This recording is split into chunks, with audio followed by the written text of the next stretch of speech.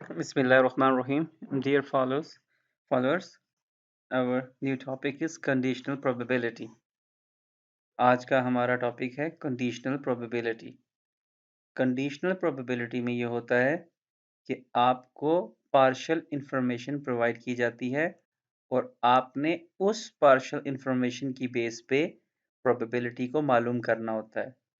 ठीक है, यानी इसमें कुछ इंफॉर्मेशन पहले से बता दी जाती है और कहा जाता है कि ये कुछ शराइत हैं जो आउटपुट आएगी वो इसके अंदर आ सकती है। वो बेसिकली हमारे लिए एक बी सेट बन जाता है और हम देखते हैं कि हमारे जो कोई भी प्रोबेबिलिटी है, किसी भी इवेंट ए की प्रोबेबिलिटी बी के होते हुए क्या होगी, तो हम इसको मालूम करेंगे। तो जितना आप एग्जांपल्स को देखते जाएंगे आपको और अच्छी तरह से समझ आ जाएगी। जैसे यहाँ पहली एग्जांपल दी गई है कि in an experiment involving two successive rolls of a die, you are told that the sum of the two rolls is 9। अगर पहले से बता दिया जाए कि आपने डाई आपने क्या करना है, एक डाई को 2 दफ़ा रोल करना है। तो डाई को 2 दफ़ा रोल करने से उसकी कितनी पॉसिबिलिटीज़ बन सकती हैं वो आप जानते हैं, ठीक है? लेकिन यहाँ पे एक शर्त रखी गई है कि जो जवाब है, जो भी हमारा रिज़ल्ट निकलेगा, वो सम उसका 9 होना चाहिए। तो अब हमें पता है कि फ़र्ज़ करें कि 9 का क्या चांस है? तो वो कहता है how likely is it that the first rolls was a 6। ठीक है? तो अब इसका चांस क्या है? तो अब आपको पता है कि अगर 9 है, तो ये भी हो सकता है कि एक पहले दफ़ा 5 आए, दूसरी दफ़ा 4 आ जाए। ये भी हो सकता है पहली दफ़ा 4 आए, दूसरी दफ़ा 5 आ जाए। ये भी हो सकता है कि पहली दफ़ा 6 आए, दूसरी दफ़ा 3 आ जाए। ये भी हो सकता है पहली दफ़ा 3 आए और दूसरी दफ़ा 6 आ जाए। ठीक है? तो वो कह रहा है कि क्या चांस है कि पहला 6 होगा। तो आप जो जितनी पॉसिबिलिटीज़ हैं 9 होने की, आप वो काउंट करें और उसमें देख लें कि कितना चांस बनता है 6 का पहले आने का। ठीक है? तो टोटल अगर ये 4 पॉसिबिलिटीज़ हैं, जैसे मैंने आपको गिनवाई हैं 5 4 4 5 6 3 3 6। तो 4 में सिर्फ एक ही पॉसिबिलिटी है कि 6 पहले आ जाए। तो आप इसकी प्रोबेबिलिटी 1/4 हो जाएगी। ठीक है? इसी तरह से वर्ड गेसिंग गेम, कोई भी वर्ड आप गेस कर रहे हैं, ये गेम है कोई। The first letter of the word is a T. ये हमें कंडीशन दे दी गई है कि पहला जो लेटर है वो टी है। What is the likelihood that the second letter is an H. तो अब क्या पॉसिबिलिटी है कि जो आपका सेकंड लेटर है वो एच आएगा। तो अब जितने भी अल्फाज टी से शुरू होने वाले हैं उनमें उनकी बात करें तो उसमें जिसमें एच मौजूद हो, ठीक है, एच सेकंड पे आए, तो आप उसकी प्रोबेबिलिटी देख सकते हैं अगर आपके पास सब वो सारे वर्ड्स की लिस्ट मौजूद हो। इसी तरह से how likely is that a person has a certain disease given that a medical test was negative. तो अगर किसी शख्स का कोई टेस्ट मेडिकल लिया गया है और वो नेगेटिव आया है, अब डिजीज की पॉसिबिलिटी क्या है? तो देखिए एक शर्त रख दी गई है कि टेस्ट जो था वो नेगेटिव था। इसी तरह फोर्थ में कहा गया है कि a spot shows up on a radar screen, how likely is it to correspond to an aircraft। मतलब कि हमारा जो रेडार सिस्टम है उसकी स्क्रीन के ऊपर एक स्पॉट नजर आ रहा है। अब इस बात के क्या चांसेस हैं कि वो एक कोई वो जो स्पॉट है वो किसी एयरक्राफ्ट को शो कर रहा है। ठीक है, वो एयरक्राफ्ट भी हो सकता है और कोई दूसरी चीज भी हो सकती है। तो यानी कि सिर्फ ये नहीं कहा गया कि आपको जो है वो एयरक्राफ्ट की पॉसिबिलिटी क्या है, वो पहले एक कंडीशन दे दी गई है कि रडार पे स्पॉट है। ये नहीं है कि स्पॉट है भी है कि नहीं है, स्पॉट है। तो यानी इसमें एक कंडीशन दे दी जाती है और हमने उस कंडीशन के अंदर रहते हुए हमने अपनी जो प्रोबेबिलिटी है उसको मालूम करना होता है।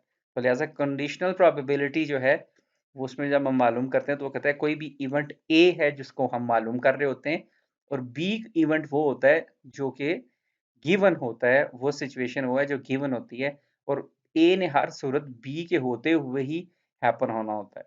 ठीक है? अब इसमें वो एक और मिसाल के ज़रिए से एक बात ज़ाहिर कर रहा है।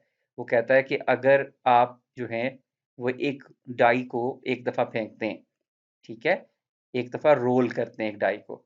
तो आपको पता है कि एक दफ़ा डाई को रोल करें और अगर इक्वली लाइकली है इक्वली लाइकली है कि तीनों जो उसकी 6 जो आउटकम्स हैं 6 की 6 में से कोई भी आ सकती है, इक्वली लाइकली, ठीक है।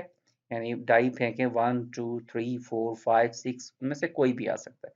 लेकिन यहाँ कंडीशन लगा दी गई है, ये है कि अगर आपसे कोई ये पूछ ले, फर्ज करे आपने एक डाई फेंका है, ठीक है, और डाई फेंकते हुए क्या इस बात का कितना इम्कान है, ठीक है, कि 6 आएगा, तो आप कहते हैं कि टोटल आउटकम्स तो 6 हैं और 6 में से 6 का आना, आउट ऑफ टोटल 6 आउटकम्स यानी 1 2 3 4 5 6, उसमें से आपका 6 आएगा कि नहीं आएगा, तो वो 6 का आना जो है उसकी प्रोबेबिलिटी जो है 1/6 है। लेकिन यहाँ पे ये चीज़ वो थी जो पहले हम करते थे, प्रोबेबिलिटी ऑफ ए क्या है और ए हमारे लिए क्या है, 6 है, तो 6 के आने का क्या चांस है, probability of A is equal to 1/6, ठीक है, क्योंकि एक ही 6 जो है उन 6 पॉसिबल आउटकम्स में एक ही दफा आता है। लेकिन वो यहाँ पे कंडीशन है बी कंडीशन क्या है कि आउटपुट इवन है। जब आप बी कंडीशन देखते हैं तो आपको पता है कि इवन तो 3 ही आउटपुट्स इवन हो सकती हैं, 2 4 एंड 6, तो लिहाजा अब हमारे जो 6 आने के चांसेस हैं वो बढ़ जाएंगे। तो लिहाजा अब हम जब कहेंगे कि हमारी प्रोबेबिलिटी ऑफ ए, ठीक है, और ऐसे में जब बी भी मौजूद है, उस सूरत में जो हमारी प्रोबेबिलिटी है वो 1/3 हो जाएगी, क्योंकि आप देख सकते हैं कि 2 4 एंड 6 जो है वो 3 पॉसिबल आउटकम्स हैं और हमारी इनमें से जो हमारी चाहत है कि वो 6 आए, वो जो है उसका इसमें एक हिस्सा है और बाकी कुल वो 3 है, तो 1/3 चांस है। तो देखें यहाँ उसको कैसे लिखा गया है, probability the outcome is 6 the outcome is even, ठीक है, इज इक्वल टू 1/3। तो ये कंडीशन अगर ना होती, जैसा कि पहले हम करते थे, जो पहले टॉपिक में हमने किया है, तो फिर प्रोबेबिलिटी 1/6 होती, क्योंकि आउटकम्स जो है हमारी 6 थी।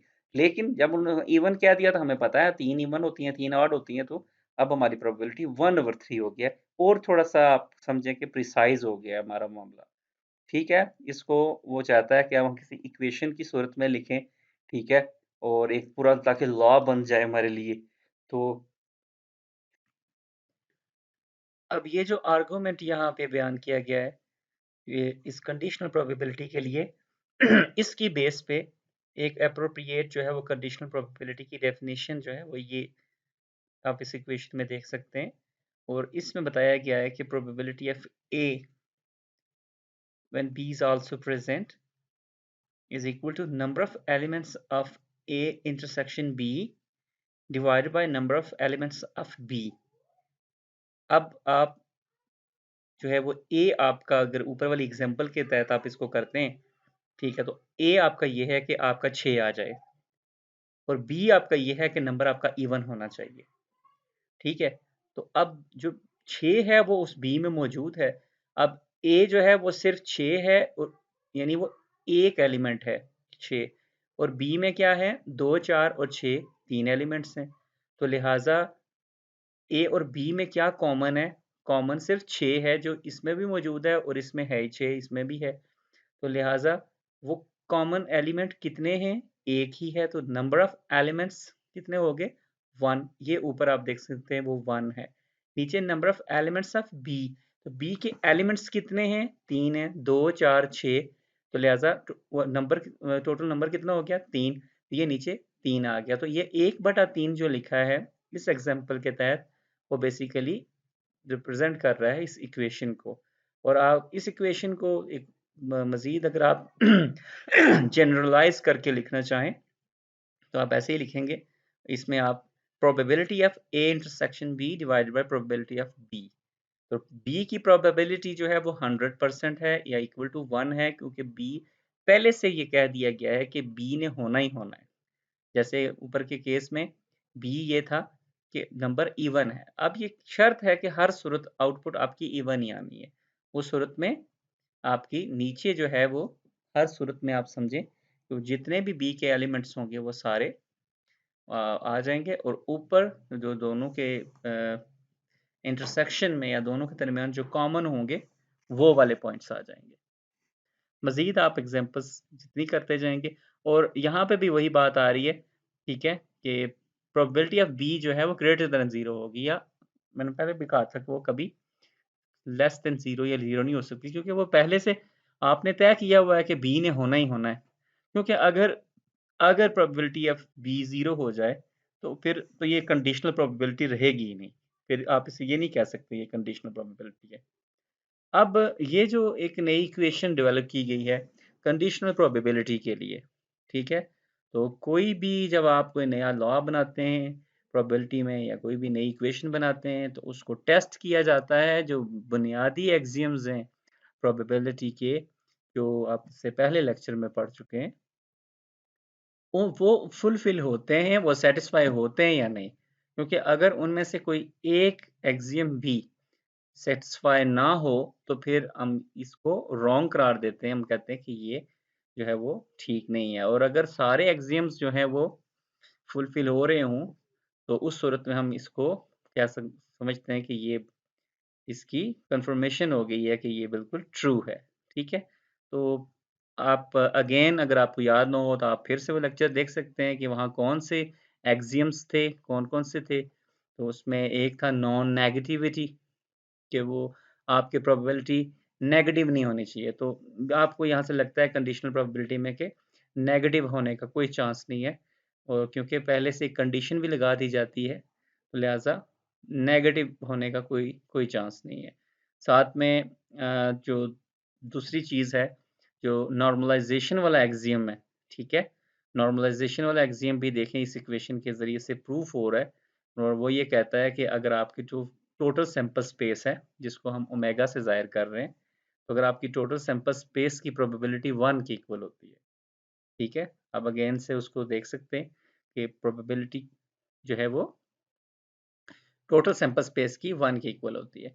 तो आप अगर कॉमन लें टोटल सैंपल स्पेस का बी के साथ, तो ज़ाहिर है बी सारा आ जाएगा इसके अंदर, क्योंकि ओमेगा जो है वो तो कंप्लीट है, 100% है। अब उसके अंदर जो बी है, अब पूरे के साथ बी का जो इंटरसेक्शन होगा वो खुद बी के इक्वल हो जाएगा, ठीक है? यानी कि अगर फर्ज करें मैं एक डाई फेंकता हूँ, ठीक है? तो उसकी टोटल पॉसिबल आउटकम्स क्या हैं? 6 हैं। 1, 2, 3, 4, 5, 6। अब वो जो 6 की 6 हैं वो ओमेगा हैं। जब मैं कहता हूँ कि जो है मेरी आउटपुट जो है कंडीशन है कि आउटपुट मेरी इवन है, ये बी मेरा इवेंट है, ठीक है? तो अब आपको पता है कि जो ओमेगा है उसके अंदर 3 जो हैं वो इवन भी मौजूद हैं और 3 ऑड भी मौजूद हैं। लेकिन कंडीशन हमारी इवन की है, तो लिहाज़ा 6 का जब हम इंटरसेक्शन लेंगे इन 3 के साथ, तो फिर ज़ाहिर है इनमें कॉमन ये 3 ही रह जाएँगे। तो इसकी प्रोबेबिलिटी फिर बी की प्रोबेबिलिटी के बराबर होगी, और नीचे तो है ही बी, खैर इस लॉ के मुताबिक। तो probability of B divided by probability of B is equal to 1। तो ये अगेन वो प्रूव हो जाता है कि जो टोटल सैंपल स्पेस है, उसकी प्रोबेबिलिटी 1 की इक्वल होती है। तो यहाँ से ही पता चला कि ये जो हमारा लॉ है, इसने बिल्कुल भी मतलब अच्छी तरह से सैटिस्फाई किया है उन दूसरे एक्सियम को। और इसके बाद जो हमारा अगला एक्सियम है, जिसको हम एडिटिविटी एक्सियम कहते हैं, ठीक है? जिसमें हम ये कहते हैं हमारे पास कोई 2 इवेंट्स हैं, अब 2 से ज़ायद भी हो सकते हैं इवेंट्स हैं, और वो डिसजॉइंट हैं। यानी एक इवेंट के एलिमेंट और जो दूसरे इवेंट के एलिमेंट्स हैं, उनमें कुछ भी कॉमन नहीं है। ऐसे इवेंट्स को हम क्या कहते हैं? हम कहते हैं डिसजॉइंट इवेंट्स। तो आपको पता है कि जो हमारा एक्सियम था एडिटिविटी का, वो ये कहता था कि अगर आपके पास डिसजॉइंट जो है वो सेट्स हैं या इवेंट्स हैं, तो उनका अगर उनके यूनियन की जो प्रोबेबिलिटी होती है, वो एक्चुअली उन दोनों के अलग-अलग सम के इक्वल होती है। यानी पहले इवेंट की प्रोबेबिलिटी आप ले लें और प्लस दूसरे की प्रोबेबिलिटी ले लें, ये उसके यूनियन का जो है ये उसके इक्वल होता है। तो यहाँ हम क्या करेंगे, हर जगह अपने बी को रख के करेंगे, क्योंकि बी उसमें नहीं था, तो हम देखेंगे यहाँ बी रख के क्या बनता है। तो अब हम बी कंडीशनल्स यहाँ रख के देखते हैं। अब क्या होगा इक्वेशन के मुताबिक कि अब इवेंट जो है वो हमारा ए इवेंट जो है वो एक नहीं है, वो बेसिकली A1 यूनियन A2 है। तो वो इसको अलग-अलग करके लिख रहा है कैसे? वो A1 का इंटरसेक्शन B के साथ बनाएगा यूनियन, फिर A2 का इंटरसेक्शन B के साथ करेगा, ठीक है? और नीचे वो P भी रखेगा। अब आपको पता है कि ये A1 का इंटरसेक्शन B से और A2 का इंटरसेक्शन B से ये दोनों का यूनियन होना, यानी इसका मतलब है प्लस होना। तो लिहाजा वो प्लस के सिंबल के साथ इनको सेपरेट कर देगा। यहाँ पे मिसिंग है, एक्चुअली ये जो लिखा हुआ है ये है PA1 intersection B over PB। तो ये है PA2 intersection B over PB। तो ये दोनों को जैसे कि उसने सेपरेट कर दिया है, तो अब ये जो है वो इक्वल टू हो जाएगा किसका, probability of A1 in the presence of B और plus probability of A2 in the presence of B। तो देखें बिल्कुल उसी असूल के तहत, एडिटिविटी थ्योरम जिस तरह था, एक्सियम था, उसी के तहत ये देखें किस तरह सम की सूरत में ये सामने आ गए। तो लिहाजा यहाँ से ये प्रूफ होता है कि ये जो हमारा प्रोबेबिलिटी का जो लॉ है, जो हमने इक्वेशन बनाई है, ये तीनों जो एक्सियम्स हैं उनको बिल्कुल ही सेटिस्फाई करता है इसीलिए। और इसमें जो फोर्थ एक्सियम था हमारा, जो हमने बाद में क्रिएट किया था, वो उसमें ये था कि अगर आपको पता है कि किसी भी आपकी ए यूनियन सी है फर्ज करें, ठीक है, दो सेट्स हैं और उनके दरमियान में जो आपके बनती है आपकी यूनियन, उनकी यूनियन की जो प्रोबेबिलिटी होती है वो एक्चुअली इक्वल होती है। अगर आप पिछले लेक्चर में चले जाएं, वो इक्वल होती है probability of the first plus probability of the second plus probability of the common between these two. आप इसे कैसे, ए इंटरसेक्शन सी, ठीक है। लेकिन अगर आप उसमें तीसरी टर्म को निकाल देंगे तो उस सूरत में फिर आप इसको इक्वेशन की इक्वल का सिंबल है, आप इसको इक्वल की बजाय क्या करेंगे, इक्वल टू लेस देन कर देंगे, ठीक है। उसकी वजह यह है कि ये पॉसिबल है कि ये इक्वल हो। ये इक्वल तब होता है जब ए और सी दोनों डिसजॉइंट हों। अगर ए और सी डिसजॉइंट हों then it will be equal to probability of A plus probability of C, जैसा कि यहाँ पे हुआ है। यहाँ पे A1 और A2 डिसजॉइंट्स थे, ये बात पहले से बता दी गई थी। तो लिहाजा probability of A1 union A2 जो थी, ये दोनों के बाद में अलग अलग प्रोबेबिलिटी के सम की शक्ल में आ गई। तो यहाँ पे भी अगर A और C दोनों डिसजॉइंट हैं, उस सूरत में ये इक्वल हो जाएगा probability of A plus probability of C। ये हमारा फोर्थ एक्सियम था, ये हम ऊपर पहले डिफाइन कर चुके हैं। लेकिन अगर A और C ये दोनों अगर डिसजॉइंट ना हो, इनमें कुछ कॉमन भी हो, उस सूरत में ये जो इक्वेशन है ये लेस देन हो जाएगी, क्योंकि इसमें इस तरफ जो है इक्वेशन की ये साइड जो है वो भारी हो जाएगी, ठीक है। और आई एम सॉरी, मैंने मिस्टेकनली जो आपको अभी इक्वेशन बताई है, मैं दोबारा पीछे देखा है। तो probability of A union B जो है वो इक्वल होती है probability of first mean probability of A plus probability of the second set mean probability of B minus probability of A intersection. वो जो मैंने प्लस बोला है वो एक्चुअली माइनस है, ठीक है, वो माइनस है। तो अगर आपकी दोनों सेट जो है वो डिफरेंट हैं, तो उस सूरत में ये इक्वेशन जो है वो इक्वालिटी लाएगी। लेकिन अगर आप देख सकते हैं सी में क्या हुआ है, ए यूनियन बी जो है वो अगर आप इसमें थर्ड पार्ट को रिमूव कर देंगे तो डेफिनेटली ये पार्ट भारी हो जाएगा, ये ग्रेटर हो जाएगा और ये लेस देन हो जाएगा। तो लिहाजा उस सूरत में अगर ए और बी दोनों डिसजॉइंट नहीं हैं, ठीक है, उस सूरत में जो है ये equation equal to less than probability of A, less than probability of A plus probability of B हो जाएगी। और अगर ए यूनियन बी यानी ए और बी दोनों डिसजॉइंट हैं, उस सूरत में ये इक्वल हो जाएगी। दैट्स वाई जब इसको जनरली लिखा जाता है, जब ये पता ही नहीं होता कि ए और बी डिसजॉइंट हैं भी या नहीं है, उस सूरत में इक्वल टू लेस देन दोनों को यहाँ लिख दिया जाता है, ठीक है। मैं रिपीट करूंगा कि अगर आपका इवेंट ए और बी दोनों डिसजॉइंट हों तो देन ये इक्वेशन इक्वल के साथ आ जाएगी, ठीक है। और अगर ए और बी डिसजॉइंट ना हो, यानी कि उनमें कुछ कॉमन है, उस सूरत में ये लेस देन का सिंबल यूज होगा। जनरली लिखेंगे तो आप इक्वल टू लेस देन करके लिख देंगे, ठीक है। अब इसी इक्वेशन को जो यहाँ लिखी गई है, इसी को इसी एक्सियम को अगर हम फर्ज करें कंडीशनल की फॉर्म में लिखें तो हमें फिर भी कोई मसला नहीं है। हम इसी तरह से साथ में बी को जो है हर जगह शामिल कर लेंगे, क्योंकि बी हमारे लिए हर दफ़ा जो है वो एक कंडीशन है जो हर वक्त अप्लाई होगी। और इसी तरह से वो कहते हैं कि probability of B over B, ये वही बात है, इक्वल टू 1 है। All the conditional probabilities concentrated on B क्योंकि वो सारी अब जो भी प्रोबेबिलिटी है वो बी पे डिपेंड करेगी। हम अब जो बाकी सैंपल स्पेस है वो हमारे लिए गैर अहम हो जाती है। हम पूरे सैंपल स्पेस को बिल्कुल भी नहीं देखेंगे। अगर हमने डाइस फेंका है तो हमारी पूरी सैंपल स्पेस क्या थी? 6 थी, 6 पॉसिबिलिटीज थी, ठीक है। लेकिन क्योंकि अब हमें कह दिया कि इवन है तो अब हम सिर्फ 2 4 6 को ही देखेंगे कि 2 4 6 में से क्या आता है, क्योंकि हमें बता दिया गया है कि इवन ही आनी है। इस तरह से जब कंडीशन लग जाएगी तो हम सिर्फ कंडीशन पे तक रह जाएंगे, बाकी सैंपल स्पेस हमारे लिए जरूरी नहीं रहेगी। एक्सक्यूज मी, ये इसी चीज को दोबारा से इन प्रॉपर्टीज को यहाँ से रिपीट करके बताया गया है कि the conditional probability of an event A given an event be given an event be with, वही देखें इक्वेशन लिखी गई है, ठीक है। और इसके साथ conditional probability can also be viewed as a probability law on the new universe B. तो देखें नए हमने लॉ की सूरत में उसको ये लिखा है, ये आपके सामने हमने ये जो इक्वेशन है ये हमने इस तरह से बनाई है, जिसमें बेसिकली क्या था कि जब हमने इवन नंबर्स की में 6 के आने की प्रोबेबिलिटी को देखा तो number of elements of A intersection B, तो बी के 3 एलिमेंट्स थे और ए का एक ही था, और एक ही था जो दोनों में कॉमन था, तो ऊपर एक और नीचे टोटल बी इवन के 3 थे, तो 1/3 हमारी प्रोबेबिलिटी थी। हमारी उस एग्जांपल की बात कर रहा हूँ जो आई थी। अब हमारे पास एक नई एग्जांपल आ गई है, तो हम इस पे काम करते हैं 1.6।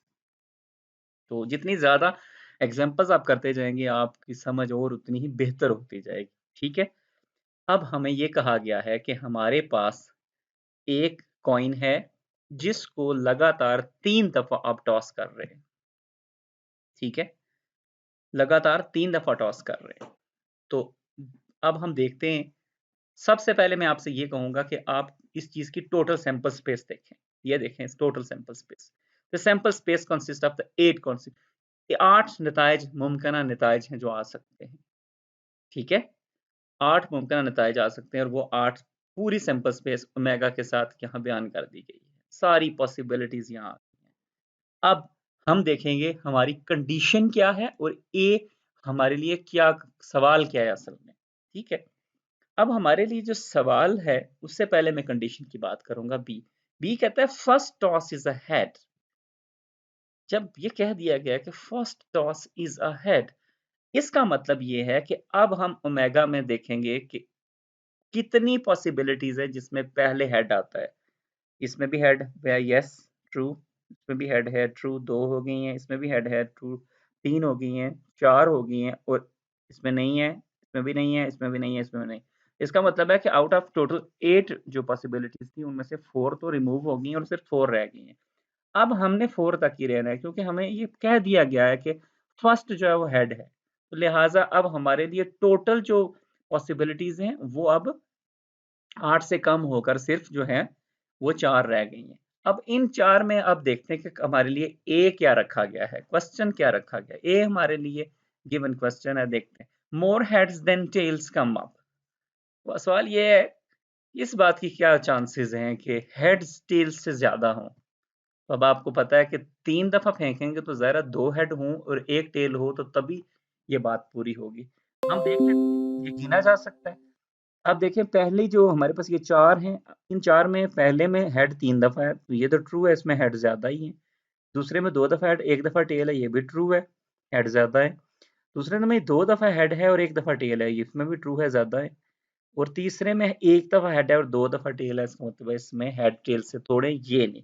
तो यहाँ से आप ये देख सकते हैं कि आउट ऑफ 4 जो है जो हमारे पास थे उनमें से 3 में ये मुमकिन है, तो लिहाजा प्रोबेबिलिटी इसके एलिमेंट्स कितने हो गए, ए के नंबर ऑफ एलिमेंट्स 3 हैं और बी के नंबर ऑफ एलिमेंट्स टोटल 4 हैं, तो ओवरऑल प्रोबेबिलिटी 3/4 हो जाएगी। तो आप देख सकते हैं कि यहाँ पे पहले उन्होंने क्या बताया कि बी की प्रोबेबिलिटी क्या है। खुद बी की प्रोबेबिलिटी आपको पता है वो 4/8 है, ठीक है। और उसके बाद उन्होंने कहा है कि ए इंटरसेक्शन बी, ए और बी में कॉमन क्या है, तो ए और बी में कॉमन क्या था, बी क्या था, ये चारों बी हैं, और ए क्या है, वो पहले तीनों ए हैं। तो लिहाजा कॉमन क्या हुआ, पहले तीनों, तो 3 एलिमेंट्स थे तो 3 ऊपर लिख दिया, तो नीचे कितने थे हमारे पास, वो ओवरऑल जो है वो 3/8 है। लेकिन हम जो है वो जब फार्मूला ये वाला लगाएंगे तो ये नीचे प्रोबेबिलिटी ऑफ बी से इसको डिवाइड भी करेंगे, तो देखें probability of A intersection B क्या है 3/8, क्योंकि वो 8 के हिसाब से कर रहा है, और प्रोबेबिलिटी ऑफ बी क्या है 4/8 है, तो 8 से 8 कैंसिल हो जाता है, ये 3/4 बच जाती है, जो मैंने आपको पहले बता दी थी। अगर आप डायरेक्ट भी इस इक्वेशन को इस्तेमाल करके डायरेक्टली इसको 3/4 लिखें तो आप उसको भी लिख सकते हैं। ठीक है, इस एग्जांपल से आपको थोड़ी समझ आई होगी। अब हमारे पास एक और एग्जांपल आ गई है। ठीक है, अब हम 1.7 एग्जांपल देखते हैं कि उसमें हमारे लिए क्या सिचुएशन दी गई है। अब हम एग्जांपल 1.7 को देख लेते हैं कि इसमें क्या कहा गया है। और 1.7 में कहा गया है कि आपके पास एक डाई है, 4 साइडेड डाई। ठीक है, पहले भी एग्जांपल्स आ चुकी हैं प्रीवियस लेक्चर्स में 4 साइडेड डाई की। 4 साइडेड डाई है और आप उसको 2 दफ़ा रोल कर रहे हैं। तो फर्स्ट दफ़ा के रोल को वो एक्स से मुराद लेता है और दूसरी दफ़ा को वाई। Excuse me. तो इसको अगर आप एक जो है वो फिगर के तौर पर जाहिर करना चाहें तो ये उसकी बेहतरीन एक फिगर है। इसमें आप फर्स्ट रोल आपका ये हो सकता है कि 1 2 3 4, उनमें से कोई भी पॉसिबिलिटी आ सकती है, इसको फर्स्ट रोल एक्स कहते हैं। और दूसरी दफ़ा भी कुछ भी आ सकता है 1 2 3 4 में से सेकंड रोल। टोटल जो है ये 4 4s आर 16 जो है वो ऑल पॉसिबल आउटकम्स इसकी हो सकती हैं। ठीक है, यानी कि अगर मैं उसको तफसील, ये पहले भी आ चुका है, मैं फिर बता देता हूँ। यह हो सकता है कि 1 1 आ जाए, 1 2 आ जाए, 1 3 आ जाए, 1 4 आ जाए, 2 1 2 2 2 3 2 4 3 1 3 2 3 3 3 4 and 4 1 4 2 4 3 4 4। ये टोटल 16 पॉसिबिलिटीज हैं। किसी भी अगर अगर आपके पास 4 साइडेड डाई है और उसको 2 दफ़ा रोल करें तो ये 16 उसकी ऑल आउटकम्स हैं, ये उसकी टोटल सैंपल स्पेस है। अब हमारे पास यहाँ कंडीशन क्या है, पहले हम कंडीशन की देखेंगे कि उसकी कितनी प्रोबेबिलिटी है। कंडीशन हमारे लिए जो लगाई गई है बी, वो ये है कि ये जो दोनों टर्म्स हैं, ठीक है, ये जो फर्स्ट टर्म में भी और सेकंड टर्म में भी जो हम डाई फेंकेंगे, वो कहता है कि डाई जो है वो कम से कम उनमें एक 2 होना चाहिए। ठीक है, कम से कम दोनों में से एक में 2 होना चाहिए, लेकिन ये दोनों के लिए कम से कम है। ठीक है, अब इसका मतलब ये हुआ कि अब हम इसमें देखेंगे वो तमाम टर्म्स कौन सी हैं जिनमें कम से कम जो है वो 2 हो। अब ये याद रखिएगा कि कम से कम 2 से जब दोनों के लिए कहा गया है तो उसका मतलब ये है कि 2 2 से नीचे हम नहीं आ सकते। ये टर्म्स कौन सी हो सकती हैं?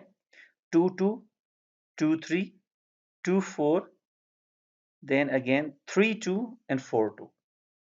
ठीक है, अगर आप इन टर्म्स को देखें तो इन सब में जो है वो मिनिमम जो है वो 2 जो है वो बरकरार है।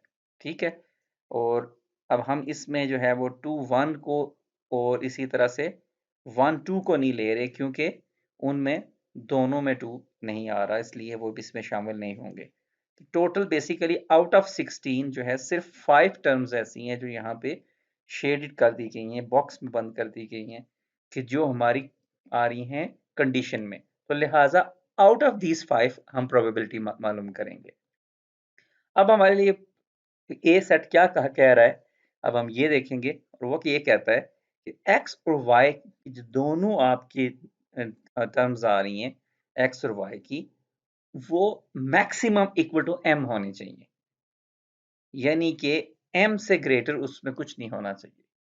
अब ये एम क्या है, वो कहता है एम आपने सब वैल्यूज के लिए देखना है, 1 के लिए भी, 2 के लिए भी, 3 के लिए भी और 4 के लिए भी। ये थोड़ा इंटरेस्टिंग एग्जांपल है। आइए देखते हैं हम सबसे पहले 1 के लिए। तो क्या मुमकिन है, अब क्योंकि हमने इन्हीं 5 के अंदर देखना है, अब हम इससे बाहर नहीं देख सकते क्योंकि कंडीशन है बी। ठीक है, क्या इन 5 टर्म्स में से किसी एक में भी 1 आ रहा है? किसी एक में भी 1 नहीं आता, इसलिए 1 की प्रोबेबिलिटी आप ये देख सकते हैं कि जब m इज इक्वल टू 1 है तो प्रोबेबिलिटी 0 है। ठीक है, अब हम देखते हैं कि m इज इक्वल टू 2। 2 जो है, m इज इक्वल टू 2 की पॉसिबिलिटी क्या है? m इज इक्वल टू 2 की पॉसिबिलिटी यही है कि 2 2 आ रहा है, और ये मैक्सिमम के लिए बात की गई है। मैक्सिमम 2 हो, मैक्सिमम जब हम 2 हो तो उसमें कोई टर्म 3 या 4 वाली नहीं होनी चाहिए। तो हमारे पास एक ही है जिसमें मैक्सिमम 2 है, यानी 2 2। क्योंकि इधर जाएंगे तो ये 3-2 हो जाएगा, उसमें 3 और 4-2 हो जाएगा, ऊपर जाएंगे तो ये 2-3-2-4। तो हम नहीं चाहते कि किसी तरह से भी इसमें 3 या 4 आए, तो लिहाजा एक ही टर्म है आउट ऑफ 5, तो लिहाजा if m is equal to 2, 1/5 इसकी प्रोबेबिलिटी है। और हम देखते हैं कि जब m इज इक्वल टू 3 हो तो उसकी प्रोबेबिलिटी क्या है। तो देखें दो ही टर्म्स हैं जिनमें 3 आ सकता है, एक है 3-2, एक है 2-3, और देखें उसमें 3 सबसे बड़ा है। ठीक है, अगर इधर चले जाएंगे तो इसमें 4 आ जाएगा, तो 4 क्योंकि कंडीशन ये है कि 3 से मैक्सिमम वही होना चाहिए। देखें ए में ये मैक्सिमम है, तो लिहाजा 3 मैक्सिमम आए, तो वो दो ही टर्म्स हैं। और इसी तरह 4 के लिए अगर हम देखें तो उसके लिए भी दो ही टर्म्स हैं, वो कौन सी हैं, 2-4 एंड 4-2। ठीक है, और लिहाजा इसकी भी दो हैं, तो इसलिए इनको इकट्ठा लिख दिया गया कि if m is equal to 3 और m इज इक्वल टू 4, इसकी प्रोबेबिलिटी 2/5 है। ठीक है, इसी तरह से अब एग्जांपल 1.8 है, अब हम इसको देखते हैं इसमें क्या कहा गया है। अब देखें इस एग्जांपल में जो है दो टीम्स का जिक्र किया गया है, एक का नाम कंजर्वेटिव टीम है और एक का इनोवेटिव टीम है, और उन दोनों को एक जो है वो डिज़ाइन प्रोडक्ट दिया गया है कि वो एक महीने में एक प्रोडक्ट को डिज़ाइन करेंगे, और देखा यह जाएगा कि उनमें से कौन जो है वो विन करता है इस जो कंपटीशन को। उसके लिए कुछ प्रीवियस इंफॉर्मेशन दी गई है, वो ये है कि टीम जो कंजर्वेटिव टीम है उसको सी का बोला गया है, और जो इनोवेटिव है उसको टीम एन बोला गया है। टीम सी का जो सक्सेस रेट था, प्रोबेबिलिटी थी वो सक्सेसफुल रहती है, वो 2/3 है। और इसी तरह जो टीम एन की प्रोबेबिलिटी है वो 1/2 मीन 50% है, और इसकी जो है वो 66% है। और सी जो है probability that at least one team is successful is 3/4। ठीक है, तो इस बात की प्रोबेबिलिटी कि दोनों में से कोई एक टीम जीत जाए, एटलीस्ट कम से कम एक टीम जीत जाए, ये ना हो कि टाई हो जाए या दोनों फेल हो जाएं, इसकी प्रोबेबिलिटी जो है वो 3/4 75% है। अब जो क्वेश्चन है असली वो ये है कि assuming that exactly one successful design is produced, और अब नतीजा ये है कि एक सक्सेसफुल डिजाइन सामने आ गया है। ठीक है, यानी कामयाबी मिल गई है और वन सक्सेसफुल हुआ है, यानी कि उनमें से कोई एक जीता है। अब ये कंडीशन लग गई है बी की। ठीक है, what is the probability that it was designed by the team N. तो अब टीम एन की जो है वो प्रोबेबिलिटी क्या है कि ये डिजाइन उसका था। तो बेसिकली अगर ओवरऑल आप 4 पॉसिबल आउटकम्स को अगर देखें, वो क्या हो सकती थी हमारे पास, हम ये देखते हैं। सक्सेस के और फेलियर के कॉम्बिनेशंस कितने थे, ये 4 थे। पहला ये था कि एसएस मतलब कि बोथ सक्सीडेड, दोनों जीत जाते। दूसरा ये था एफएफ यानी दोनों हार जाते, दोनों के प्रोजेक्ट्स को डिजाइन्स को फेल करार दे दिया जाता।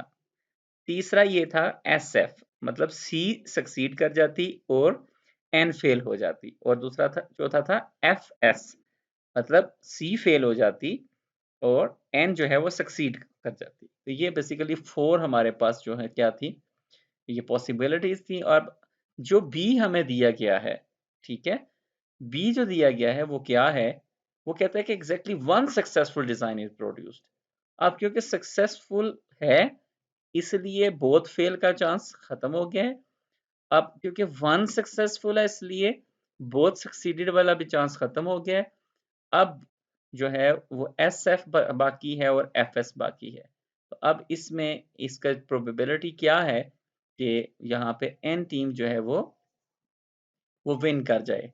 तो एन टीम के विन करने की सिचुएशन जो है वो बेसिकली एफ एस है जिसमें सी फेल होती है और एन सक्सीड कर जाती है। अब प्रोबेबिलिटी क्या होगी एफ एस की, ये हम मालूम करेंगे यहाँ पे इस इक्वेशन में। उससे पहले यहाँ पे ये जो पहले बयान किया गया है ये वही है जो हमें पहले से गिवन है। मसलन इस बात की प्रोबेबिलिटी कि दोनों जीत जाएं या जो है वो एस एफ मतलब सी जीत जाए। तो इन दोनों केसेस में बेसिकली अगर दोनों जीत जाएं तो भी, और अगर एस यानी सी जीत जाए, इन दोनों केसेस में सी जीत जाता है। तो दोनों केसेस में सी जीत जाएगा कब, जब एस एफ आए तो एस एफ में भी सी जीत जाता है, और एस एस आए तो उसमें भी सी जीत जाता है। तो इन दोनों कंडीशंस की जो रेट है वो 2/3 है, और यही चीज यहाँ बयान की गई है कि जब सी जीत जाए तो उसका रेट 2/3 है। दूसरी क्या बयान की गई है, इस बात की प्रोबेबिलिटी कि एन जीत जाए, उसकी 1/2 है, तो उसमें भी उसी तरह होगा। यानी अगर या तो दोनों जीत जाए, या फिर ये है कि एफ एस हो जाए, यानी सी फेल हो जाए और एन जीत जाए। इन दोनों सूरतों में एन जीत जाता है और उसकी प्रोबेबिलिटी 1/2 है। ये चीज पहले से देखें यहाँ पे बयान की गई है। इसी तरह से कोई जो है रिजल्ट जो है पॉजिटिव हो, probability that at least one team is successful, कम से कम एक जीत जाए, तो इसके के लिए ये तीनों चीजें हो जाएंगी। या तो एस एस हो जाए, क्योंकि इसमें भी दोनों जीत जाती हैं, एक तो जीत ही जाती है। एस एफ इसमें जो है वो सी जीत जाएगा, एक तो जीत ही जाएगी। इसमें एफ एस इसमें एन जीत जाएगा, उसमें एक एटलीस्ट एक तो जीत रही है इन तीनों में। इसकी प्रोबेबिलिटी 3/4 है। ये चीज भी यहाँ पे बयान कर दी गई है। तो ये जो इक्वेशंस बिल्ड की गई हैं ये उसी गिवन इंफॉर्मेशन से बिल्ड की गई हैं। और from these equations together with the normalisation equation, आपके जो 4 कॉम्बिनेशंस हैं, कौन से, probability that both succeeded, probability that both fail, probability that C succeed and fails, probability that C fails and fails, यही 4 केसेस हैं। तो इन 4 केसेस में से कुछ एक आना है इज इक्वल टू 1 है, यानी हर सूरत में इन चारों कंडीशन में से कोई एक चीज हैपन होनी है। तो ये नॉर्मलाइजेशन की इक्वेशन में ये वाली फिक्स होती है। तो अब यहाँ पे प्रोबेबिलिटी बेसिकली मालूम की गई है कि दोनों जीत जाएं, इस बात की प्रोबेबिलिटी क्या है। इस बात की प्रोबेबिलिटी जो मालूम की गई है वो 5/12 है। और एस एफ मतलब कि जो वो एन सक्सीड कर जाए, इसकी प्रोबेबिलिटी 1/4 है। एफ एस मतलब कि सी सक्सीड कर जाए, इसकी प्रोबेबिलिटी 1/12 है। और दोनों फेल हो जाए, इसकी प्रोबेबिलिटी जो है 1/4 है। ये कैसे जो है मालूम की गई है, ये जो ऊपर गिवन डेटा है ये इससे निकाली गई है। जैसे मिसाल के तौर पर आप देख सकते हैं कि अगर दोनों फेल हो जाएं तो इसकी प्रोबेबिलिटी 1/4 है, और दोनों में से कोई एक पास हो जाए तो इसकी प्रोबेबिलिटी अगर 3/4 है, तो रिमेनिंग एक 1/4 ही बच जाता है, और वो ये है कि दोनों फेल हो जाएं। इस तरह से ये जो यहाँ से ये सारा कैलकुलेट किया गया है। अब आप कंफ्यूज होंगे कि ये वैल्यूज कैसे आई हैं। ये जो पी बहुत दोनों की सक्सेस की प्रोबेबिलिटी 5/12 है, और इसी तरह से जो एस एफ है जिसमें सी के सक्सीड होने की प्रोबेबिलिटी 1/4 है, और इसी तरह एन के सक्सेस की जो प्रोबेबिलिटी है वो 1/12 है, और दोनों के फेल होने की प्रोबेबिलिटी 1/4 है। ये वैल्यूज कैसे आई हैं, ये वैल्यूज बेसिकली इस बेसिक इक्वेशन के अंदर इन वैल्यूज को पुट करने से आई हैं। ठीक है, अब क्योंकि मैं यहाँ पे पुट कर नहीं सकता, इसलिए मैं आपको यहाँ से समझाने की कोशिश करूंगा। आई होप आपको समझ आ जाएगी। एक बात आप याद रखें कि अगर ये आउट ऑफ 4, आप देखें ये टोटल 4 पॉसिबिलिटीज हैं, इक्वल टू 1 है, क्योंकि यही 4 जो है वो आउटकम्स हैं जो पॉसिबल हैं, जो आ सकती हैं। ठीक है, और दैट इज इक्वल टू 1। ये पूरी क्योंकि सैंपल स्पेस है, पूरे सैंपल स्पेस की प्रोबेबिलिटी इक्वल टू 1 होती है। ठीक है, तो अब आप याद रखें कि जब यहाँ पे चारों मौजूद हैं और उनकी प्रोबेबिलिटी 1 के इक्वल है, तो यहाँ पे आप देख सकते हैं कि जब तीनों मौजूद थे तो उनकी प्रोबेबिलिटी 3/4 थी। यहाँ क्या मौजूद नहीं था, वो बेसिकली दोनों के फेल होने की प्रोबेबिलिटी नहीं थी। ठीक है, तो इसका मतलब ये हुआ कि अगर इन तीनों की प्रोबेबिलिटी 3/4 है, तो डेफिनेटली जो दोनों के फेल होने की प्रोबेबिलिटी है वो 1/4 है, क्योंकि 3/4 के बाद 1/4 बचता है, तो लिहाजा तीनों के फेल होने यानी दोनों के फेल होने की प्रोबेबिलिटी जो है वो 1/4 है। ठीक है, अब ये वैल्यूज आपने बेसिकली इस इक्वेशन में पुट करनी है, और यहाँ से जो भी वैल्यूज लेनी हो, अगर बिलफर्ज अगर आप वैल्यू लेना चाहते हैं, कौन सी आप वैल्यू लेना चाहते हैं, एस एफ की। ठीक है, एस एफ, तो एस एफ जो है वो इक्वेशन की इस तरफ ऐसे ही रहने दें। अब आपको वैल्यूज पुट करनी पड़ेगी बेसिकली, इधर 1 है तो ये चीजें इक्वेशन की दूसरी तरफ लेके जानी पड़ेगी एस एफ के अलावा। ठीक है, अब जो पी एफ एफ है उसकी मैंने आपको प्रोबेबिलिटी बता दी 1/4 है, तो लिहाजा आप इसको दूसरी तरफ ले जाएं और 1 - 1/4 कर दें। अब पीछे बच के जो पी एस एस और पी एफ एस सम में, तो इन दोनों की देखें यहाँ पे पी एस एस और पी एफ एस दोनों की प्रोबेबिलिटी सम में करके 1/2 है, तो लिहाजा इन दोनों की प्रोबेबिलिटी क्या है 1/2 करके उधर जाके ले जाएं और वो -1/2 हो जाएगा। अब जो वैल्यूज इक्वेशन की राइट साइड पे होंगी, लेफ्ट साइड पे PSF होगा और इक्वेशन की राइट साइड पे 1 माइनस 1/4 FF के लिए और 1/2 इसके लिए PSS प्लस PFS के लिए। तो लिहाजा 1 माइनस 1/4 माइनस 1/2, इसका जाहिर है अगर आप इसको एलसीएम लेंगे तो नीचे 4 आएगा, तो इसको सॉल्व करेंगे तो ये 1/4 के इक्वल हो जाएगा। इसी तरह से अगर आप FS के लिए सॉल्व करना चाहते हैं तो इसी तरह ये 1/4 वैल्यू उधर ले जाएं और इन दोनों की वैल्यू SF के साथ 2/3 है। तो यहाँ जो इक्वेशन बनेगी वो PFS is equal to 1 minus 1/4 minus 2/3। अब देखें एक तरफ 2/3 है, एक 1/4 है, तो इस तरह से वहां पे जो एलसीएम बनेगा वो 12 बनेगा। ठीक है, और जो 12 के हिसाब से जब आप उसको सॉल्व करेंगे तो उसका आपका जो आंसर आएगा वो 1/12 आ जाएगा। इसी तरह इंडिविजुअली अगर आपके पास ये तीनों वैल्यूज आ जाती हैं, ठीक है, तो आप इन तीनों वैल्यूज को अगर इस इक्वेशन में पुट करें और एस को इधर रहने दें और इन तीनों को उधर ले जाएं तो आपका आंसर सिंपली जो है वो 5/12 आ जाएगा। तो लिहाजा ये बहुत सिंपल है, आप इसको रिटन ट्राई करें पेपर पे तो इंशाल्लाह आराम से ये हो जाएगा। अब हम ये देखते हैं, हमारा जो असल क्वेश्चन है वो ये है, हमारा जो इवेंट ए है जिसकी हम प्रोबेबिलिटी मालूम कर रहे हैं वो ये है कि FSI, यानी कि FS से क्या मुराद है कि N सक्सीड कर जाए, जो प्रोजेक्ट जो है मॉडल जो कामयाब हुआ है वो N का हो। हमने बेसिकली देखना है FS की प्रोबेबिलिटी। तो FS की बात की जाए तो आपको पता है हमारी इस नई कंडीशनल प्रोबेबिलिटी की इक्वेशन में हम जो है ऊपर जो इनवर्स लिखते हैं FS की प्रोबेबिलिटी लिखते हैं और नीचे जो है साथ में कंडीशन की प्रोबेबिलिटी लिखते हैं। तो FS की जो प्रोबेबिलिटी है वो बेसिकली क्या है 1/12 है, 1/12 ऊपर लिखा। नीचे बेसिकली क्या है, कंडीशन क्या है, कंडीशन हमारे पास ये है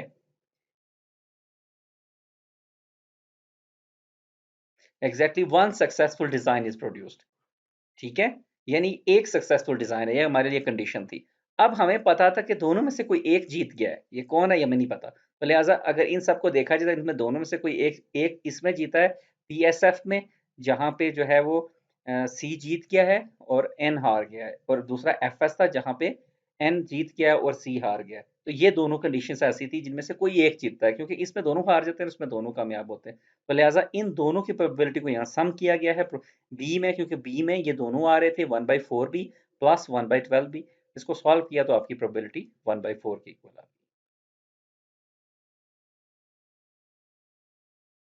अब ये कंडीशनल जो प्रोबेबिलिटी है इसको मॉडलिंग के लिए भी यूज़ किया जाता है और उसकी आपको बेहतर समझ आएगी कि हमारे पास ये रिडार की डिटेक्शन की जो एग्जांपल है 1.9। अब हम इस पे बात करते हैं कि इसमें क्या कहा गया है। अब हम एग्जाम्पल 1.9 देखते हैं। असल में ये जो इससे पहले हमने ये कंडीशनल प्रोबेबिलिटी का जो फार्मूला हमने पढ़ा है, इस एग्जाम्पल के अंदर उसी फार्मूले को थोड़ा सा तब्दील किया गया है। बेसिकली मॉडलिंग के लिए कंडीशनल प्रोबेबिलिटी के फार्मूले को इस्तेमाल में लाया गया है। आपको पता है कंडीशनल प्रोबेबिलिटी जो है वो probability of A in the presence of B with condition of B that is equal to probability of A intersection B divided by probability of B। अब ये जो इसके नीचे डिवाइड हो रहा था probability of B, इसको अगर इसके नीचे से उठा के इसके साथ मल्टीप्लिकेशन में ले गए तो ये एक नई तरतीब जो है इसमें बना दी गई है। ठीक है, तो अब इस तरतीब को इस्तेमाल यानी एक नई इक्वेशन बन जाती है और पहली इक्वेशन को रीअरेंज किया गया है। तो अब इससे भी ये जो एग्जांपल नेक्स्ट आ रही है ये इस मेथड के ज़रिए से जो है वो सॉल्व होगी और इसके अंदर जो है वो बेसिकली एक जो है उसके अंदर एक आप क्या कह सकते हैं सीक्वेंस मौजूद है।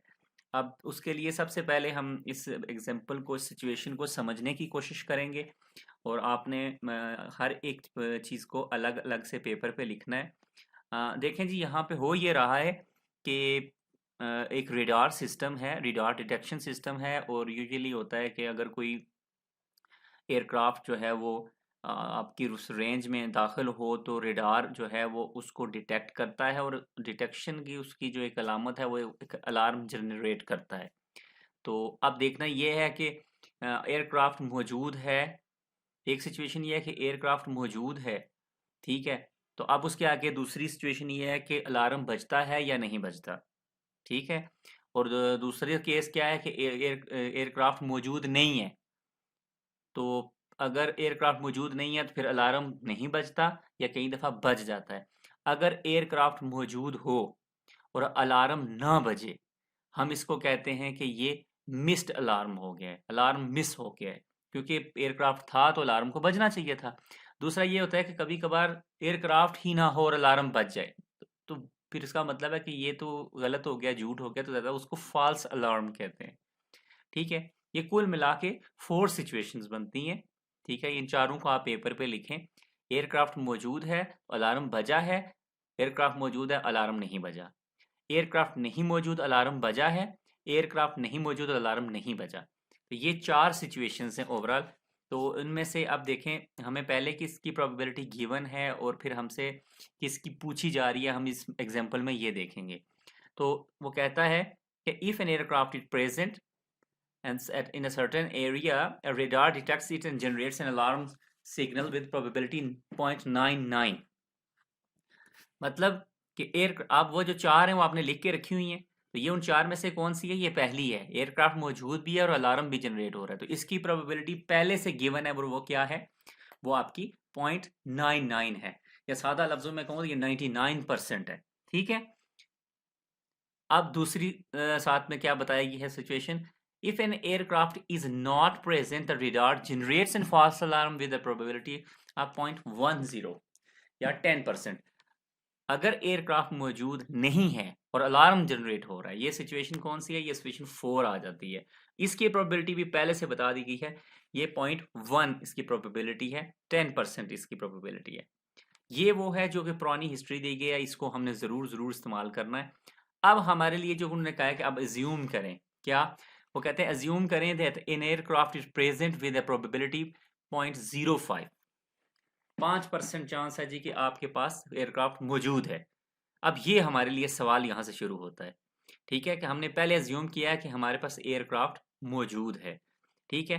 तो अब जो हमसे सवाल किए जा रहे हैं, जो प्रोबेबिलिटी पूछी जा रही है, वो कह रहे हैं कि what is the probability of no aircraft present and false alarm, यानी मौजूद भी नहीं है और अलार्म बज गया है, तो अब इसकी प्रोबेबिलिटी क्या होगी, ठीक है।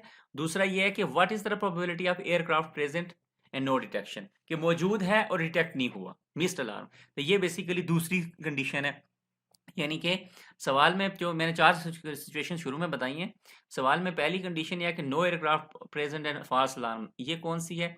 ये 4th कंडीशन बनती है, 4th वाली। और दूसरा जो सवाल है, what is the probability of aircraft present and no detection, ये सेकंड बनती है कि मौजूद है लेकिन डिटेक्ट नहीं हुआ, ठीक है। तो अब हम इनको नाम देंगे, ठीक है। तो लिहाजा इसमें जो दो बेसिकली इवेंट्स हैं, जो फर्स्ट है वो क्या है? ए इवेंट है और वो है एयरक्राफ्ट इज प्रेजेंट। तो ए से मुराद यह है कि एयरक्राफ्ट मौजूद है, और बी क्या है? दूसरा इवेंट है the radar generates an alarm. और पक्की बात है कि मौजूद है या नहीं मौजूद एयरक्राफ्ट, ये सिचुएशन पहले आती है, इनमें एक तरतीब है, और उसके बाद अलार्म जनरेट होता है या नहीं होता, ये बी सिचुएशन है, ठीक है। तो लिहाजा यहाँ पे याद रखें, क्योंकि ए सिचुएशन में सिर्फ ये बात है कि एयरक्राफ्ट मौजूद है, लेकिन हमें यहाँ पे इस सिचुएशन का सामना भी करना पड़ रहा है कि एयरक्राफ्ट मौजूद नहीं है। और इसी तरह से यहाँ पे बी में तो ये कहा गया है कि रेडार जनरेट कर रहा है अलार्म को, लेकिन हमें पता है कि सवाल हमारे पास ये भी है कि अलार्म जनरेट ही ना हो, ये सिचुएशन भी हमारे पास है। इसलिए हमें यहाँ पे ए और बी के कॉम्प्लीमेंट्स भी चाहिए होंगे, हमें इनके यहाँ कॉम्प्लीमेंट्स भी चाहिए होंगे। आप देख सकते हैं कॉम्प्लीमेंट क्या होता है, वो उसी सेट का ऑपोजिट होता है। मतलब अगर ए है कि इन एयरक्राफ्ट इज प्रेजेंट, तो ए कॉम्प्लीमेंट क्या होगा? An aircraft is not present. B क्या है? The radar generates an alarm, और बी कॉम्प्लीमेंट क्या है? The radar does not generate an alarm. तो अब इससे हमारे पास जो वैरायटी आ गई है वो चारों की आ गई है, यानी एयरक्राफ्ट मौजूद है, ए कॉम्प्लीमेंट एयरक्राफ्ट नहीं मौजूद। बी क्या है? रेडार अलार्म जनरेट कर रहा है, बी कॉम्प्लीमेंट क्या है? रेडार अलार्म जनरेट नहीं कर रहा। तो अब हम इन चारों को इस्तेमाल में ला के हर सिचुएशन में हम अप्लाई कर सकते हैं। प्रोबेबिलिटी ऊपर कुछ गिवन है और कुछ हमने मालूम करनी है। अब इस चीज़ को बेहतर समझने के लिए ज़रूरी है कि आप इस ट्री पे आ जाएं, और हम पहले इस ट्री पे बात करेंगे, फिर हम ये जो इक्वेशन में बाकायदा सवाल को सॉल्व किया गया है हम इस पे बाद में आएंगे। ट्री में देखें फर्स्ट दो इवेंट्स हैं, दो स्टेजेस हैं। फर्स्ट स्टेज में भी दो चांसेस है और दूसरी स्टेज में भी दो ही चांसेस है। जैसे आप एक कॉइन जब फ्लिप करते हैं तो सबसे पहले अगर पहली दफा कॉइन फ्लिप करेंगे तो एक हेड आ सकता है या टेल आ सकती है। दूसरी दफा फ्लिप करेंगे तो उस अगेन हेड आ सकता है या टेल आ सकती है, या अगेन इधर भी हेड आ सकता है या टेल आ सकती है। तो लिहाजा दो ही प्रोबेबिलिटी है, यानी या एयरक्राफ्ट प्रेजेंट है या नहीं है। दूसरा क्या है, या अलार्म बजेगा या नहीं बजेगा। अब जो पहला हमारी सिचुएशन ये हम पहले देखेंगे एयरक्राफ्ट का। जो फर्स्ट हमारे पास जो इवेंट हमारा है वो एयरक्राफ्ट की मौजूदगी का इवेंट है। ठीक है, तो एयरक्राफ्ट इज प्रेजेंट। इस पहली तो ये है कि यार एयरक्राफ्ट मौजूद है, जो अपवर्ड है एयरक्राफ्ट मौजूद है, जो डाउनवर्ड है इसका मतलब एयरक्राफ्ट मौजूद नहीं है। तो एयरक्राफ्ट के मौजूद होने का चांस क्या है, एयरक्राफ्ट इज प्रेजेंट, ये हमें गिवन दिया गया है। अभी ये हमें उन्होंने खुद से कहा कि आप इसको ज्यूम करें। क्या ज्यूम करवाया गया था, we assume that aircraft is present with probability 0.05। इसका मतलब है कि ए जो है, प्रोबेबिलिटी ऑफ ए कि एयरक्राफ्ट मौजूद है वो 0.05 है। ठीक है, तो अगर ये 5% बनता है, अगर एयरक्राफ्ट की मौजूदगी की जो परसेंटेज है, प्रोबेबिलिटी है वो 5% है या 0.05 हमें गिवन है, तो इसका मतलब है उसके ना होने का चांस कितना है, उसका ऑपोजिट। यानी अगर 5% चांस है जहाज के होने का, तो सादा बात है कि 95% चांस है कि जहाज नहीं होगा। ठीक है, तो लिहाजा 0.05 अगर एयरक्राफ्ट की प्रेजेंट की प्रोबेबिलिटी है, तो 0.95 एयरक्राफ्ट के ना होने की प्रोबेबिलिटी। जरा उसके उलट कर देंगे आप यानी तो कंप्लीट आप समझे कि प्रोबेबिलिटी क्या होती है 1। तो 1 में से अगर 0.05 इधर है तो बाकी रिमेनिंग 0.95 वो इधर आ जाएगा। तो अब दो ही सिचुएशन है, पहले हमने देख लिया कि मौजूद है और नहीं मौजूद।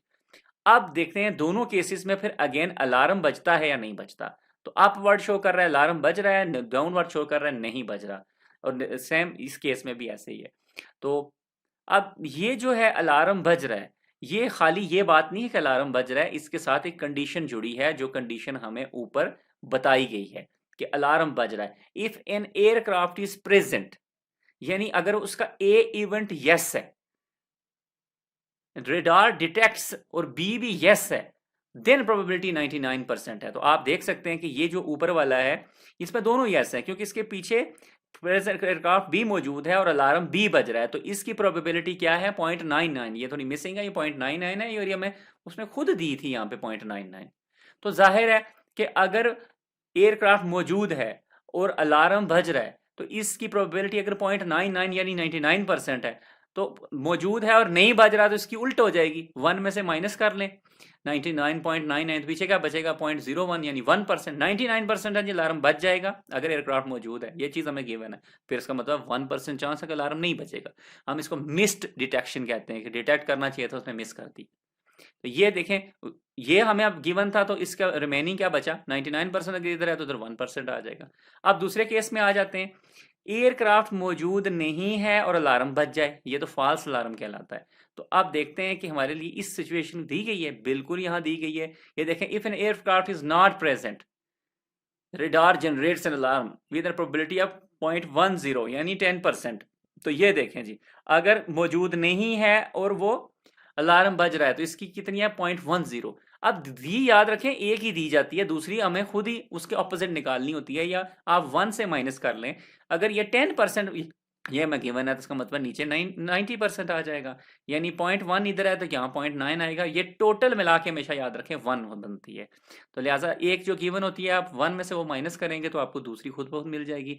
यानी 1 में से आप 0.99 माइनस कर लें तो 0.01 बन जाएगा, दूसरी खुद ही मिल जाएगी आपको। इसी तरह से अगर आपको ये गिवन है 0.101 में से 0.10 माइनस करें तो आपको 0.90 मिल जाएगा। ठीक है, तो 10% चांस है कि फॉल्स अलार्म होगा और 90% चांस है कि अलार्म नहीं बचेगा। ठीक है, तो अब ये हमने सारी लेकिन याद रखें जो फर्स्ट है वो सिर्फ फर्स्ट पे डिपेंड, वो किसी पे डिपेंड नहीं कर रही। सिंपल है कि एयरक्राफ्ट मौजूद है या नहीं मौजूद, एयरक्राफ्ट का होना ना होना किसी चीज पे डिपेंड नहीं करता, लेकिन अलार्म का होना एयरक्राफ्ट के होने पे डिपेंड करता है। इसीलिए अलार्म बजा, जब अलार्म बजा तो तब एयरक्राफ्ट था या नहीं था, ये चीज साथ बताई गई है। लिहाजा ये जो सेकेंड स्टेज है, जो इवेंट बी हो रहा है, ये बेसिकली कंडीशनल प्रोबेबिलिटी के अंदर हो रहा है। लिहाजा आप देख सकते हैं कि जब उसने इसको लिखा है तो पहले में उसने सिंपल लिखा है प्रोबेबिलिटी ऑफ ए और प्रोबेबिलिटी ऑफ ए कंप्लीमेंट। इसी तरह जब उसने दूसरा लिखा है तो उसने कहा है प्रोबेबिलिटी ऑफ बी, ठीक है, probability of B in the presence of A. दूसरी है probability of B complement in the presence of A, और इस यहां पे है probability of B in the presence of A complement और probability of B complement in the presence of A complement. तो ये अब आपको इस बात को समझना होगा। अब हमारे लिए जो सवाल है वो क्या है?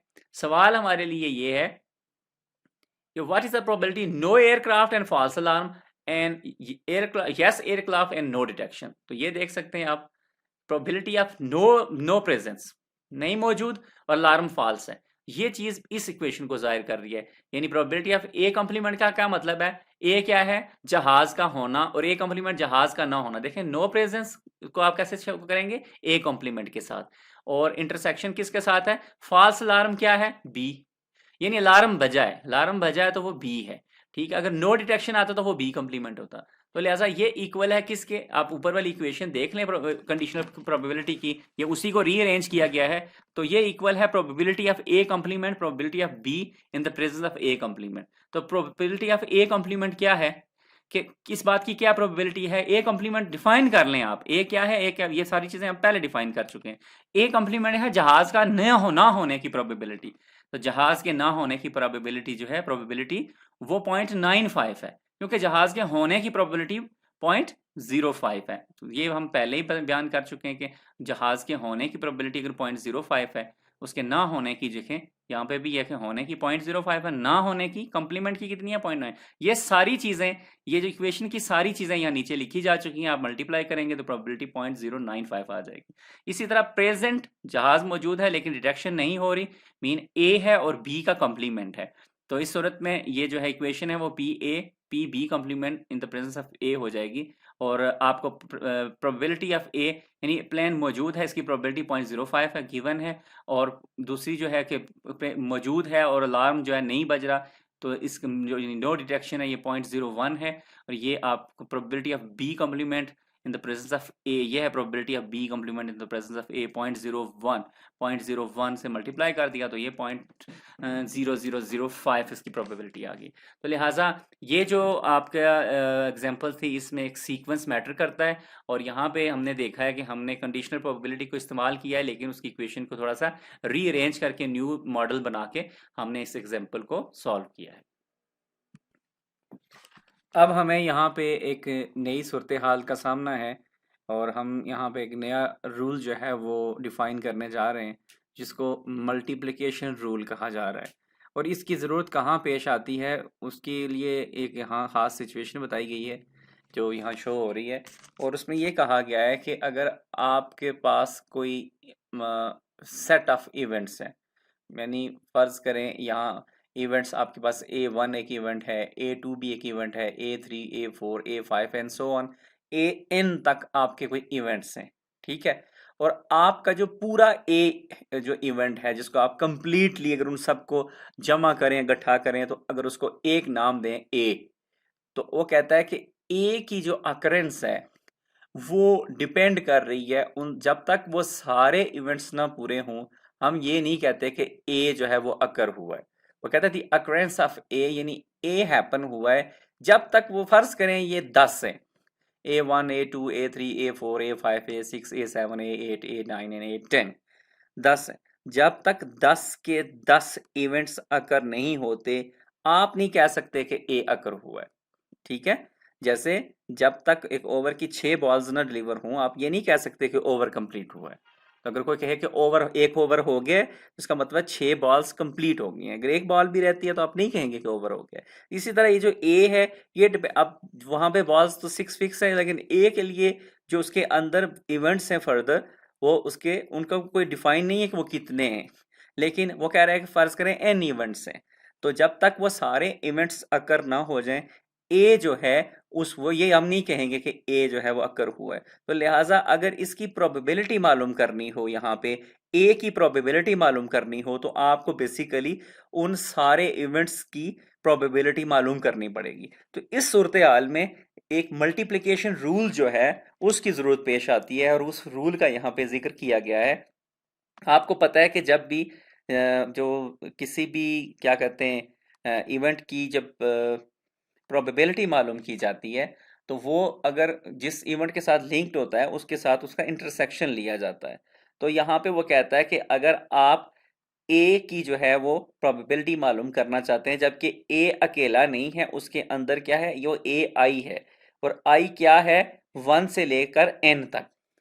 तो इससे मुराद ये है कि वो अगर मिसाल अभी जो दी थी कि फर्ज करें 10 इवेंट्स हैं, तो बेसिकली आपको A1 intersection A2 intersection A3 intersection A4 इस तरह से अगर सारे का इकट्ठा करें, ये इस चीज को, क्योंकि ये लिखें तो काफी लेंथी हो जाता है कि A1 intersection A2 intersection A3 and so on करते करते इंटरसेक्शन A10 कर दें।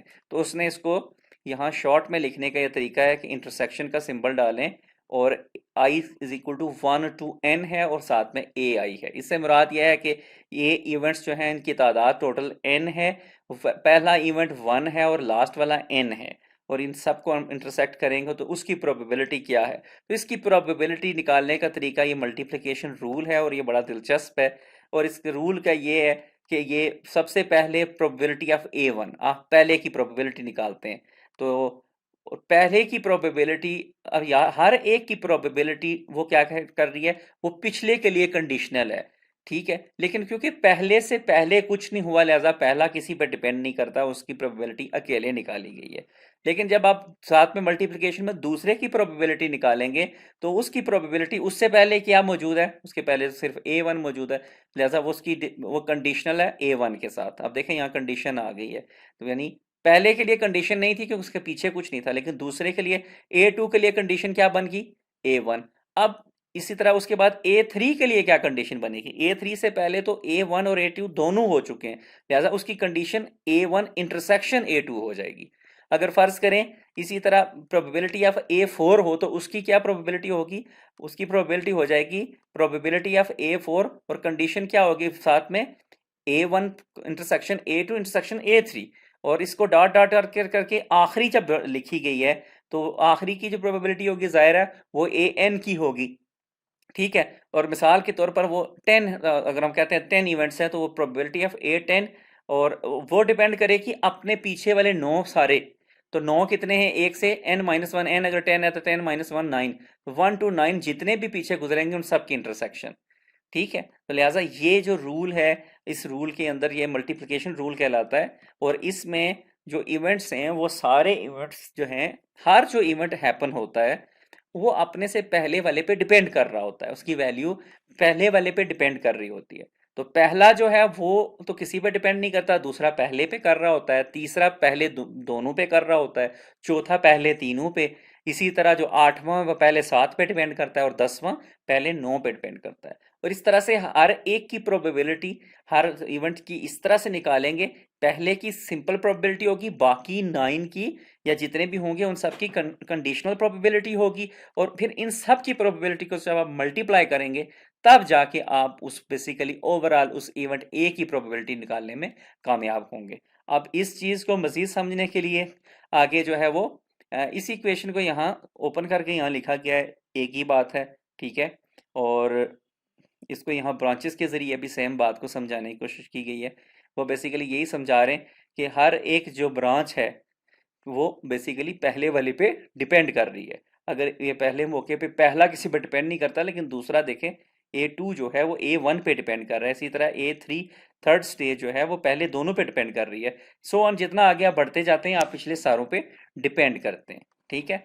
देखें अगर कोई ये फर्ज करें किसी दरख्त की शाख है, ठीक है, अगर पीछे से कोई काट दे तो वो डिपेंड तो कर रही है उस पर, वो जो खड़ी है वो टहनी के पिछले हिस्से पे डिपेंड तो करती है। अगर पिछले हिस्से को कोई काट दे तो उसको बेशक कोई ना काटे, वो तो उससे कट जाएगी। तो इसलिए ये सब एक दूसरे पे डिपेंड कर रहे हैं। तो यहाँ उस सूरत में मल्टीप्लिकेशन रूल जो है वो इस तरह से अप्लाई होगा। और अगर आप इसको मज़ीद समझना चाहते हैं तो उसके लिए ज़रूरी है कि ये जो आप एग्जांपल्स आके आ रही हैं इनको जो है देखा जाए। और एग्जांपल, अब ये सारी एग्जांपल्स मैं नहीं आपको समझाऊंगा, थोड़ा सा आपने खुद भी काम करना है, और जहाँ मुश्किल हुई आप ज़रूर मुझसे कंसल्ट करें। एग्जांपल जो 10 है, इसी तरह से एग्जांपल 11 है, 1.11 है, इसी तरह से एग्जांपल जो है वो 12 है। ये एग्जांपल्स आपने खुद से सॉल्व करनी है और फिर मुझे फीडबैक देना है कि आपका जो है कैसा एक्सपीरियंस रहा, आपको इसकी क्या समझ आई। आई होप कि आपके लिए ये एक होम असाइनमेंट है और आप इन एग्जांपल्स को सॉल्व करें। आई होप आपको कंडीशनल प्रोबेबिलिटी की कुछ समझ आई होगी। Thank you very much.